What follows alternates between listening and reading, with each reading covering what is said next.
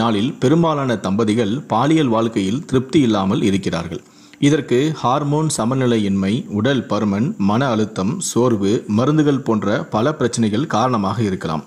உங்களுடைய பாலியல் வாழ்க்கையை மேம்படுத்த கூடுதல் இன்பத்தை பெற உங்களுடைய செக்ஸ் டிரைவை அதிகரிக்க வேண்டும். இதற்கு சில உணவுகள் மற்றும் பொருட்கள் உதவும். இயற்கையாகவே உங்களுடைய பாலியல் ஆசையை அதிகரிக்க முட்டைகள் உதவும் என கூறப்படுகிறது. செக்ஸ் டிரைவிற்காக முட்டைகளை சாப்பிடுவது உங்களுடைய ஒட்டுமொத்த பாலியல் ஆரோக்கியத்தை எவ்வாறு மேம்படுத்துவது என்பதை பற்றி இந்த வீடியோவில் தெளிவாக சொல்கிறேன். முடிந்தளவுக்கு ஸ்கிப் பண்ணாமல் முழுமையாக பாருங்கள். முட்டை நீண்ட காலமாக ஆற்றலுக்கான உணவாக கருதப்படுகிறது. இதன் காரணமாக முட்டை உண்மையிலேயே செக்ஸ் உந்துதலை அதிகரிக்க பங்களிக்கக்கூடும் என்றும் நம்பப்படுகிறது. முட்டை உங்களுடைய பாலியல் நல்வாழ்வு மற்றும் லிபிடோவை சாதகமாக அதிகரிக்கும் பண்புகளை வழங்குகிறது. முட்டையில் விட்டமின் B6 மற்றும் B5 உள்ளது.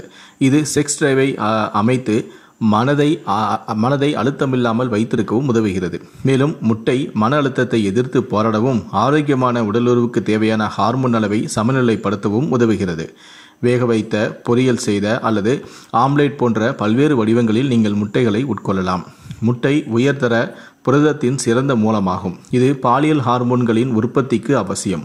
பாலியல் செயல்பாடுகள் உட்பட திசுக்களை உருவாக்கவும் சரி செய்யவும் புரதம் உதவுகிறது. மேலும் நல்ல ஆற்றல் நிலைகளை பராமரிக்கவும் தீவிர சோர்வை தடுக்கவும் முட்டை அவசியம். இதன் மூலம் முன்கூட்டியே விந்து தள்ளுதல் மற்றும் விருப்புத்தன்மையின் அபாயத்தை இது குறைக்கிறது. முட்டையில் விட்டமின் 5, B6 உள்ளன. இவை இரண்டுமே பாலியல் ஹார்மோன்களின் உற்பத்தியில் ஈடுபட்டுள்ளன. இந்த விட்டமின்கள் ஹார்மோன் அளவை கட்டுப்படுத்தவும் ஆரோக்கியமான லிபிடோவை ஆண்மையை அதிகரிக்கவும் உதவுகிறது.